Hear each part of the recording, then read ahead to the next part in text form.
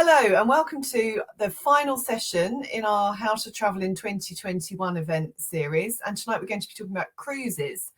As many of you will know, my name's Claire Irvin and I'm Head of Travel at the Telegraph. And in this 45-minute session, we're going to be covering the latest COVID-19 travel restrictions and looking ahead to the future of what you can expect while traveling, specifically, as I say, looking at cruises. So first up, the first of my Telegraph colleagues to join me this evening is Ben Ross, who's Deputy Head of Travel. He should be appearing on your screen any moment now. And there he is. Hi, Ben. Hi. And also joining us is Chief Consumer and Culture Editor, Nick Trend. I'm sure Nick's lovely face will pop up. There we are. Hello. Hi, Nick. He is very lovely. So what a week for cruise. We may not have a definitive go, but there's definite signs that the industry is about to emerge from its hibernation period throughout the pandemic and start up again. Yesterday, we had the news that from the 17th of May, after more than a year, can you believe that? More than a year at anchor, cruise ships will be able to welcome passengers back on board once again. Now, this only allows ships to sail in UK waters and so far applies only to England. But you know what? It's a start. So let's hope it's the start of many. And of course, luckily, England has plenty of great ports. And although sadly Guernsey's decided to give ships the cold shoulder for the rest of this year, Paul and Plymouth have said they're ready and open and cruise ready, I should say. Liverpool is beckoning on the west coast. Newcastle, the gateway to Durham on the east. And you cannot beat cruising through the Scottish Isles on a bright sunny day. And for now, we're assuming that ships will be allowed in their waters, even if they can't actually stop. Of course, you know, we do have to be realistic. And last week, P&O Cruises and Princess cancelled all their overseas cruises from Southampton until late August and September, and promised instead to replace them with short summer sailings in the UK waters. So who knows? Although it's obviously, it's a long-awaited reopening, perhaps it could be some good news for cruise if that attracts some new travellers to cruise. It is going to be interesting to see what they come up with, given restrictions on where the ships can go. But in many ways at this stage, you know, the itinerary is almost secondary, isn't it? The important thing is, finally, cruise lines in the UK will be able to prove that the tough protocols that the cruise industry has adopted to keep COVID at bay, which includes everything from regular testing to masks indoors, do actually work. Once that's done, then we can start to welcome international cruising again, and that can finally restart. CLIA, the Cruise Lines International Association, which represents many of the world's cruise lines, says it's looking forward to a resumption of international cruising for the summer season, and things are looking especially hopeful for the Caribbean next winter. And I'm sure lots of you are Caribbean cruise fans. So let's keep our fingers crossed on all of that. We know how much you love cruising and how determined you are to get back on board. So without further ado, let's get to some of those, some of your questions. So the first one was a quite wide-ranging, will this session include river cruises? And I can say yes. Yes. It definitely will. I mean, Ben, as our sections reflect, our readers love cruising, river cruising, don't they? I think they do. And I think one of the interesting things about river cruising and the way it will resume, when it does resume, which I'm sure we'll get to in terms of timing during this session, is that it is potentially, I guess, from the point of view of travellers wanting to get back into the flow of cruising, an easier step to take than potentially an ocean cruise, simply because you're likely in a river cruise to be working through 1, 2, maybe 3 countries, and if you're doing the Rhine, therefore you're only going to be dealing with a certain number of logistical problems from that point of view, and also it's a sort of more manageable to and from the actual vessel itself. I can see that being something that people will be definitely interested in as things start up. And weirdly, there have been river cruises even during the teeth of the pandemic. You know, there have been have been boats plying their trade in Europe, but they've tended to be open only to residents of the countries that they're going through. We don't really have the same sort of infrastructure in terms of doing river cruises in the UK. But I'm really hopeful. I think that river cruises feels like a good sort of baby step towards ocean cruising. I mean, lots of people like river cruising over ocean cruising anyway. But I think it has great opportunity over the summer. In terms of timing, obviously, we're still in the dark about when that will happen, but it feels like one of those good fingers crossed moments that we can start to feel as though there might be some optimism there. Yeah, and also it could be a great summer for visiting. The great thing about river cruising is it's a way of seeing cities essentially without having to, with a very pleasant view of the landscape in between. And I think a lot of these cities and the sites, places like Vienna and a lot of the German cities along the Rhine and so forth, they won't be too busy this summer. So if river cruising does establish itself this season, I think it could be a very good year to go. Yeah, we've heard from the operators as well that they've got plans in place in terms of making sure that excursions are going to work properly, that they're going to manage groups moving around these cities as well. You sort of feel in a way I can see conceptually from a traveller's point of view and from an operator's point of view, these are quite manageable envelopes to be dealing with at the moment. And, I mean, it's to be hoped that will all work out. Well, were there any points of interest in terms of how they plan to manage that, or is that something? I know lots of the ocean cruise lines are keeping their COVID protocol quite close to their chest until they do actually launch. Did we have any details from River on how they're planning to manage those shore exits? Smaller groups are certainly going to be part of the process. I mean, we've always said that cruise, one of the great attractions of cruise, whether it's river or whether it's ocean cruising, is about the social aspect, and I think that's going to be one of the things that perhaps people are daunted by as the veil is lifted from cruising in general. And smaller groups means perhaps fewer people that you're interacting with. That's going to have a spillover effect potentially in the way you're fed on board. That's obviously a big deal in terms of river or ocean. You might find yourself podded slightly in terms of the way you interact with people, so that should there be a positive COVID test over on table number 47, you don't necessarily have that impacting you. And masks obviously being worn on board as well.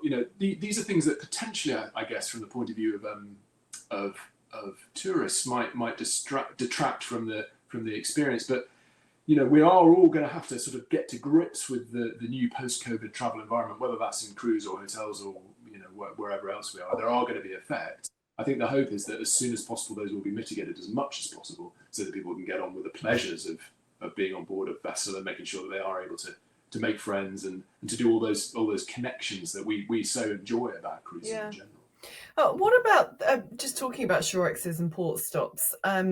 Klaus has asked that will there, in terms of, so he's asked about visas, which I think particularly applies to ocean cruising as opposed to river cruising, but actually, if there are different COVID protocols in different countries, is that potentially going to be a problem? I mean, Nick, how do you see that being managed? Will there be different visas, different? Do you mean on ocean cruising or on river cruising? Well, no, this question's about port stops and whether it will require different visas for each country, which of course would be an ocean thing, but actually it occurs to me reading that question that there might be different COVID protocols in different European countries. I think in different European countries, I think they will try, in the Schengen area, in the EU area, they will try and have some kind of consistency. I think it's an interesting question on ocean cruises. I think there's no doubt that some itineraries may have to be changed and some stops may alter depending on the local environment. I wonder whether destinations like the Caribbean islands, for example, may even introduce special arrangements for cruise passengers. If you're just coming ashore for 4 or 5 hours or however long it is, there may be restrictions possibly on where you can go.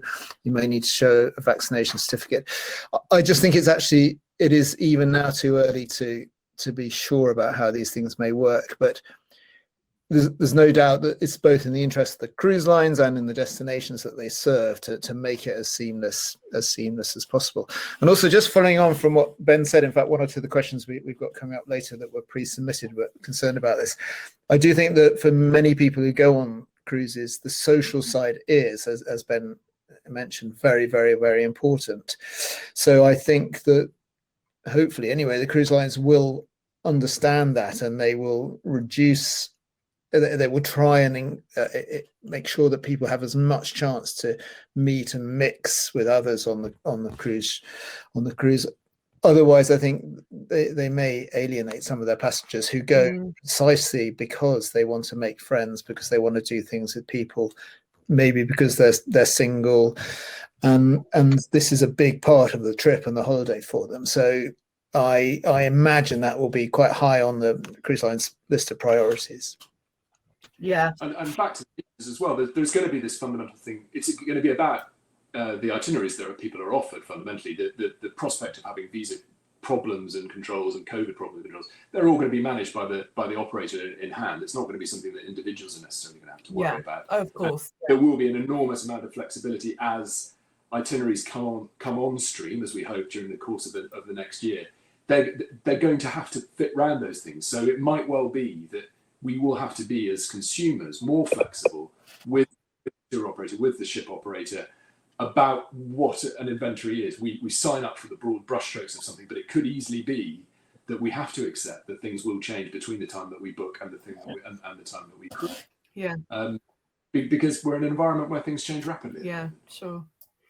I remember speaking to Arnold Donald at the beginning of the pandemic, and he said, so he's the chief exec of Carnival, and he said they would not be restarting any operations until they could be confident that the cruise experience would reflect that their guests had come to know and love. So I guess there'll be a big push to make sure it's as meets expectations as possible.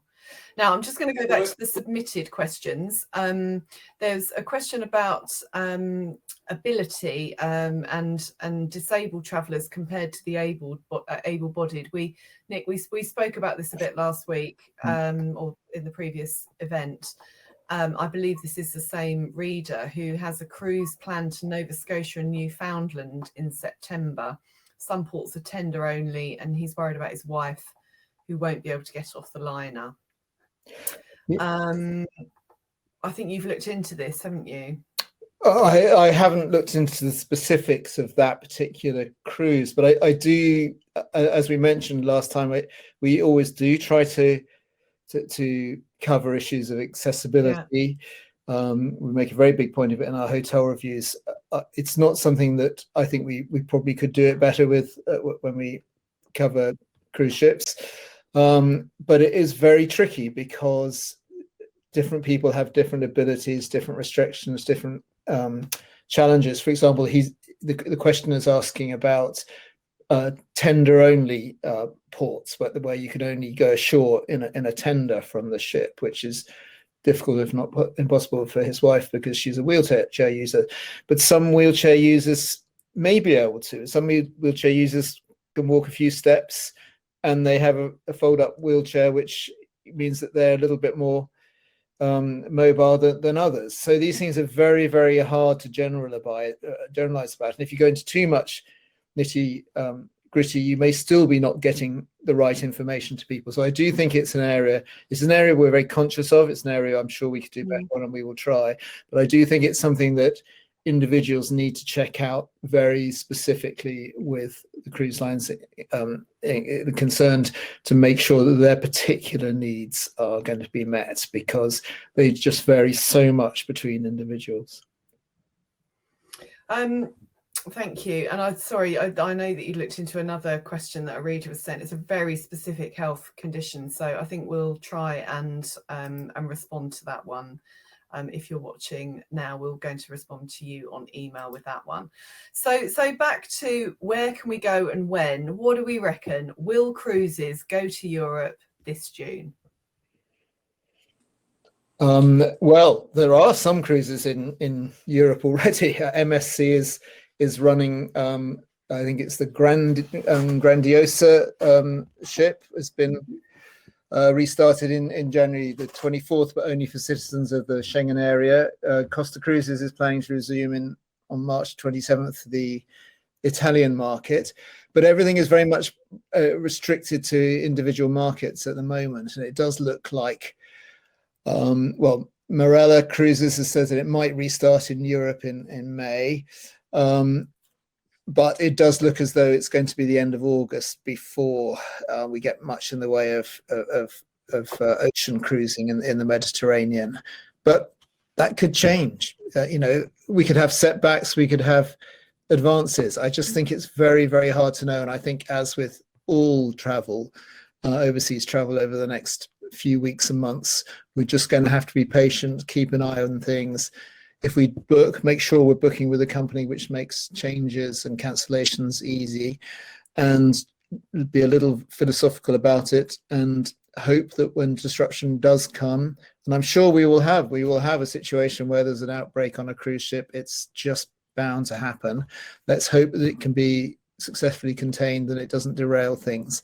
But I think we are looking really at late summer before, in my own view, before we can be confident there's going to be much in the way of ocean cruising in Europe anyway.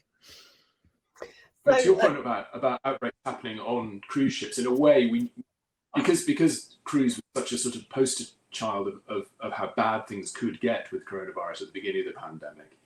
Yeah, it sounds counterintuitive, but in a way, we will almost want to see how they react to the live engagement of a coronavirus problem on a boat, so that we know, on a ship, so that we know exactly what the ramifications of that are going to be for tourists later on this year. So, I mean, it sounds weird to say, but you want one of the larger ships to be able to show how all the protocols that they're bringing in can manage something like that without ruining everybody's holiday. Yeah, in terms of buoying confidence, you mean? Actually, you need the test bed to know that it's not just bang, it's all over, the ship's going back to port, everyone's going to stay there for 2 weeks and no one's going to have any fun. Yeah. You want to say, no, we've got this set out, we know what we're doing with it. It hasn't spread around the ship because all our processes are there, and it's all going to work perfectly well.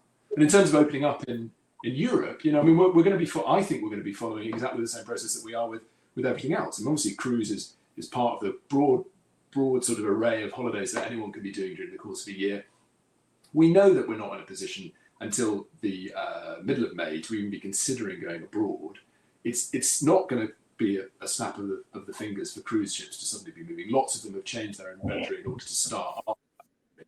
But realistically, as Nick says, we have to watch the way this envelope is going to expand. And just like with all other forms of holiday making that we've been doing, my guess is that it will start locally, as we're seeing with British cruises, gradually expand to ex-UK, move in from a British perspective, move into the Mediterranean. You can see that sort of dynamic happening as August sounds sort of possible for that sort of thing. Wouldn't it be wonderful? Yeah. And then we start thinking about the global perspective. We think about the Caribbean, which is obviously huge for our readers. We think about the more exciting, more adventure-orientated cruises that there are around the globe.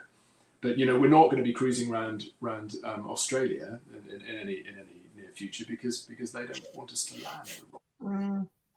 So a reader has set up a specific scenario. Their second vaccination is due in April this year. So from what we're saying, then they could pretty much safely book, or safely as we get at the moment, obviously with your advice, Nick, about booking with reputable companies, could they safely book a cruise from this autumn? And it sounds like that could be a goer. Well, it depends on your own aversion to risk and how much you want something to look forward to. I think you should, as I said, and as you implied, you definitely want to book with a company which gives you the confidence that you can postpone or cancel when you want to. I think on the specific point about vaccinations, in fact, a slightly different point has been made by Anthea on the public chat here, saying surely all passengers and crew must have been vaccinated, suggesting that vaccination is the magic bullet which is going to solve all our problems, either on an individual level or on a cruise ship level. I must say, for a while, I thought that was the case, but when you listen to the government speaking about, future outbreaks, it it doesn't seem that the scientists believe that vaccination is going to give perfect 100% protection for people. It is not going to guarantee that you won't catch coronavirus, or that there won't be an outbreak, especially if we have more variants developing. So vaccination is a very important thing, but I don't think it gives total protection. But in terms of looking ahead, I'm an optimist. I think that the autumn looks pretty safe, and personally I would go for it, but it does depend on your own aversion to risk, as I say. Yeah. So can you just before we leave that, in terms of how does somebody look for the best deal and then apply their own aversion to risk to that? So, you know, what insurance should they be looking for in order to give them as much confidence as possible? Well, insurance, I don't think will help you in this instance if what you're worried about is having to postpone or cancel your trip. And insurance, for the most part, there are so many exclusions relating to COVID at the moment in most travel insurance policies that they will cover you if you get ill or if you need to be repatriated while you're abroad.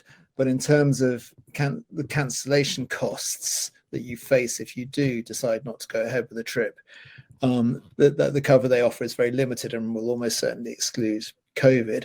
You need to look at the policies of the companies that you're booking with.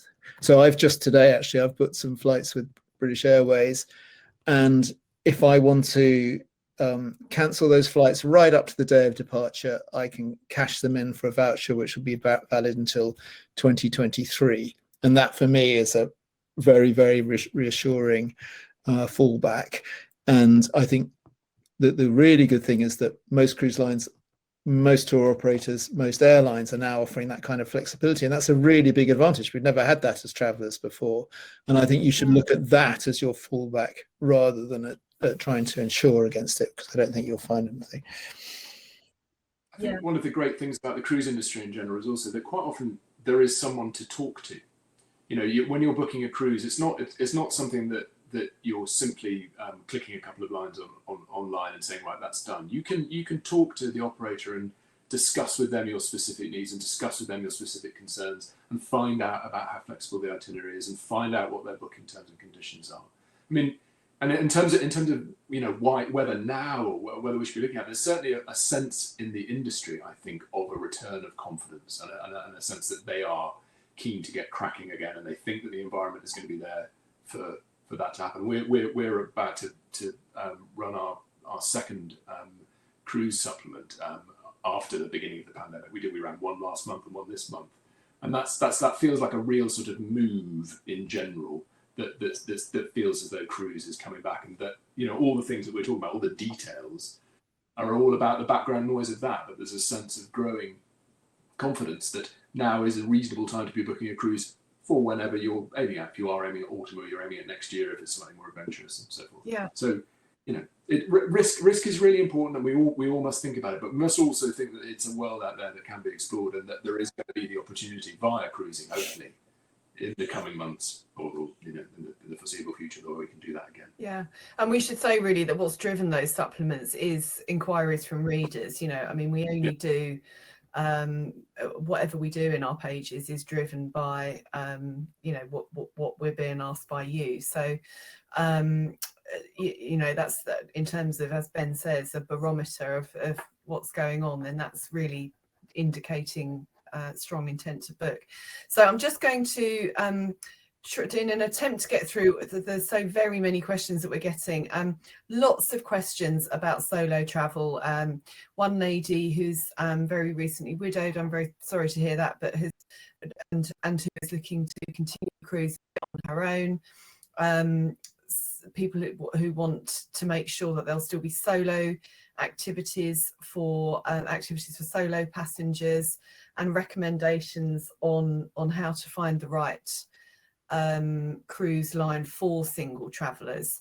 I mean, you know, we solo travel is a really big deal for our readers. We know that for lots of different reasons, by choice or by default. And I think, can either of you give any ideas on where to start looking for good deals for single travelers?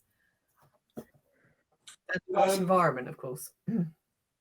Yeah, I mean, in terms of buying cabins and things, I mean, I think the cruise industry has been a reasonably decent adopter of making sure that there are options for people who want to book single berth cabins. Fred Olsen was an early adopter of that sort of thing. I think that's very, very important. In terms of, I mean, and I think there will be a growing demand I mean, this isn't pandemic related, but it is something that the cruise industry has long been aware of, that there is a real market for people to be traveling on their own on cruises. So solo cruise, Norwegian's been big on this. I think in terms of making sure that that's there, those are good companies to be thinking about. And in terms of where we are in terms of the pandemic after that, and how solo travelers are going to be able to deal with that, well, I mean, I would certainly hope that the restrictions that are put in place on ships that we've outlined before are not going to be the sorts of things that stop people being able to interact. I don't think there'll be nothing to stop solo activities and all the things that we normally see on ships continuing. I think it's probably one of those things where it's down to the person. You need to seize the moment and make sure that you're choosing something that works for you. But yeah, as I say, those are two good companies in terms of the actual single cabins and not charging single supplements and things like that. Yeah, I think Riviera, certainly a couple of years ago, I haven't seen the very latest schedule, was doing some river cruises aimed specifically at single people. And I imagine that those kind of programs will continue, whatever happens with the pandemic. You know, I don't think that'll be affected by it. There are specific cruises that are out there that are just based around solo travelers, and that's a really good option to do. Yeah. Okay, so as we come to destination-specific questions, we can go for some fairly succinct answers, I think, in the spirit of getting through things. We've covered the Rhine, I think, really with talk. What about Chinese Seas region? Ben, we're going to fire that one at you. The reader has rebooked a cruise in the Chinese Seas region for this March. How likely are we to see a return to cruise in the Far Eastern Seas this year or next? Well, what do you reckon? China, of course, invented the lockdown, which is a useful export, and we're obviously very pleased with that. I think it's a region of the planet that's really suffered a huge amount in terms of tourist traffic. We were looking at some survey results recently, but I think it's up there as the worst performer in terms of down reduced number of tourists in the region. They're also playing a very, very sort of conservative game in terms of making sure that they're not reinfected and they don't struggle with COVID as it comes back or retreats. I think it's certainly possible. I think we're scrabbling in the dark a little bit, even with Europe. So to know exactly how it's going to pan out in the China Seas region is pretty hard at the moment. These are cruises that quite often have quite a lot of countries that they're stopping at, so that is going to have an effect in terms of itinerary. Yeah. I think yes, I would hope that your rebooking will be fine, but you may be rebooking. We'll just have to see. I think. And just to say, as I understand it, there are cruises for Chinese and Japanese people and people from Singapore which are operating now, but they're restricted to those nationalities and those departures. So it's not as if it's entirely ground to a halt. It's just a question of who's being allowed on board. Yeah. Small ship expeditions in the Arctic season, are the Arctic countries allowing them? I did have a quick look into this one. I'll just find my notes. I think polar bears are unlikely to have COVID, I think, and you're not going to meet that many people. So, yeah, there are. The answer is the question. We quote you on that one. Yeah, polar bears are fine. Yeah, the question is yes. And that's the a polar bear is COVID, I think. Ben, have you finished your jokes about polar bears? Can I now go on with serious question? So, I just did a very quick little bit of research on this. Abercrombie in Kent, for example, has got a departure to Iceland, Greenland, and Spitsbergen in the summer. It's the 5th to the 19th of August at the moment, and I mean, the Arctic in winter, I suppose there are people who would enjoy that, but especially if you like the Northern Lights. But Seabourn has an expedition cruise in winter, departing on December the 23rd, which goes up and down the coast of Norway, North Cape. Obviously, you've got a very, very good chance of seeing the Northern Lights on a trip of that length and at that time of year.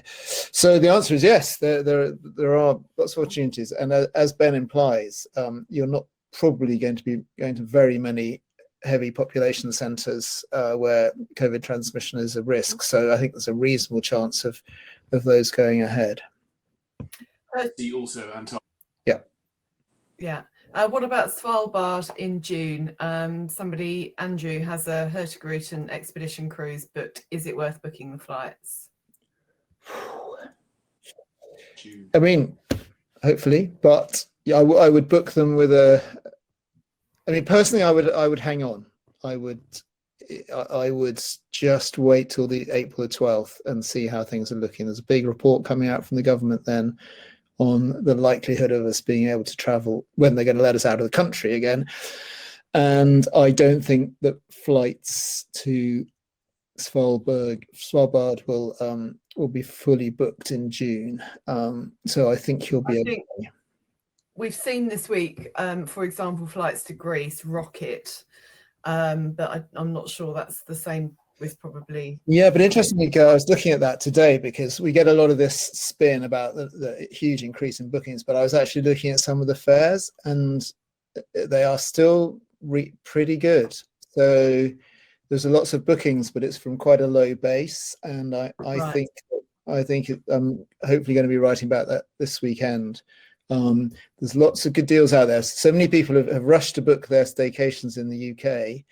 And they've held back from booking in the summer, in especially in the Med, and I think there'll be some good deals. So don't panic just yet. So we touched on vaccinations and vaccine passports. If somebody has chosen, and I suppose this is wrapped up in we don't know what vaccine passports will look like, and cruise will possibly reflect those. There is talk, Alison, who's asked if the COVID vaccination if she's chosen not to have the vaccination, will she be able to cruise having had COVID tests beforehand? Well, there is talk that negative COVID tests will do instead of a vaccination. Isn't that the case, Ben and Nick? So that lots of countries are opening up like that. Yeah. I mean, it's going to. We're experiencing this across the board with all destinations, with all forms of travel. At the moment, Greece is basically saying that they will open up for those who are vaccinated, those who can prove they have antibodies, and those who prove they have a negative COVID test when we're allowed to travel. Those are the three parameters they want to do. There have been no rulings yet from anyone about what is going to be required, and that's wrapped up in the whole vaccine passport dilemma, privacy. Yeah. All the stuff that we talk about as much as we can, we won't know is the short answer until people make decisions about it and we know exactly what the environment is in terms of vaccination. And also, I do think we still know just how successful the vaccination program has been at preventing COVID, and each week that goes on, we'll know more and more about that. And one of the problems, I was hoping to go to Greece, and I don't know whether I'll have had both my vaccinations by the time I go, and I don't know, even if they do introduce vaccination passports, how long after the second vaccination you're going to need to have left before it counts on your part. Is it going to be 1 week, 2 weeks, 3 weeks? Yeah. There's so many imponderables there and I just think the parameters will change each week as we get nearer to the summer. Yeah. It's weird, isn't it? We've been doing these webinars for some months.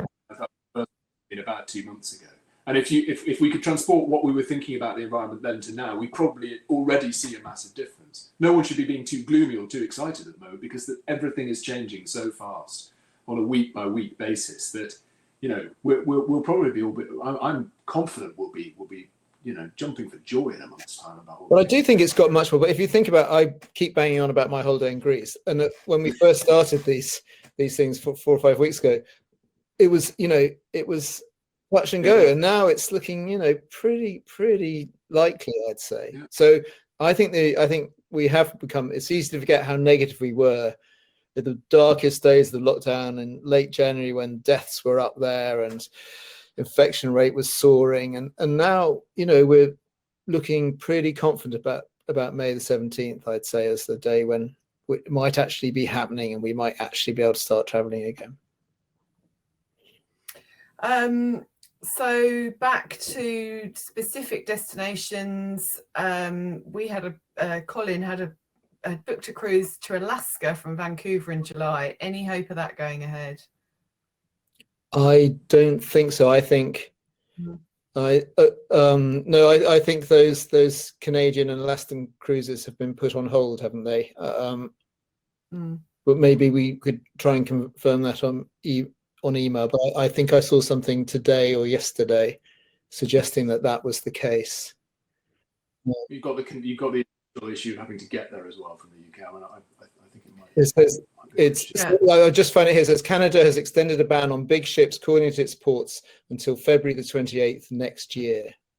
So that's the largest ships for the Alaska season 2021.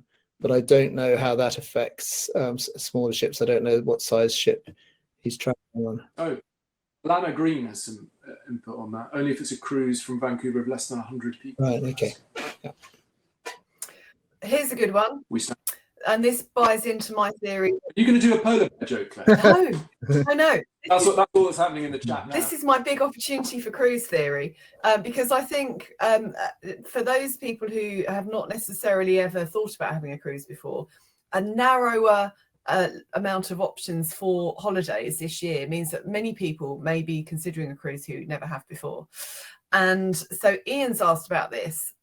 They have never cruised yet, have quite a few reservations. So want some thoughts on a taster short cruise idea. Are these available and worthwhile? Well, the UK cruises could be a good one, couldn't they? Yeah. I mean, there are lots of short cruise itineraries. I'm just going to have a quick ping through some of them. River cruise is a good one for that. River cruise is a good start, but there are plenty of. I mean, there are cruise companies deliver things called taster cruises, and that might be a good call if you really aren't sure about the way you're going to be experiencing life on board. I don't have any to hand at the moment, but there are tons out. I think Claire's right there. I think a UK departure might be a good move as well, just a leg of a round Britain cruise or something to get an idea. And in terms of risk aversion, quite low in terms of no flights and so on. Sort of ticks all the boxes. Yeah, I'm going to launch them. So let's see. Do cruise companies have to vaccinate all the crews before allowing them on board? Well, I think that's part of the individual COVID protocols, of which we still have quite a lot to learn, isn't that? Yeah, we don't know that yet. I don't think that there's any news on what companies are going to be required to do. And you certainly, I mean, at this stage in terms of UK law, you can't force people to have vaccinations anyway. So I suspect that's a moot point. No, and I think there's been a lot of speculation around that. Probably not entirely helpful. Caribbean in November from Miami. Do you think that's going to be possible? I guess it'd be Miami that's the problem there, if any. Yeah, I think that's a good point. I think you'd have to join it in the Bahamas or further down in the Caribbean. I think, yeah. Mind you, I reckon America might well open up in the summer. That feels like it's on the right arc. Yeah, no, you're right. You're right. Yeah. I think. I mean, as with everything that we've said so far, obviously we're not soothsayers. We don't know, but I would have said that feels like it's got the wind in its sails. It might well be something that can happen.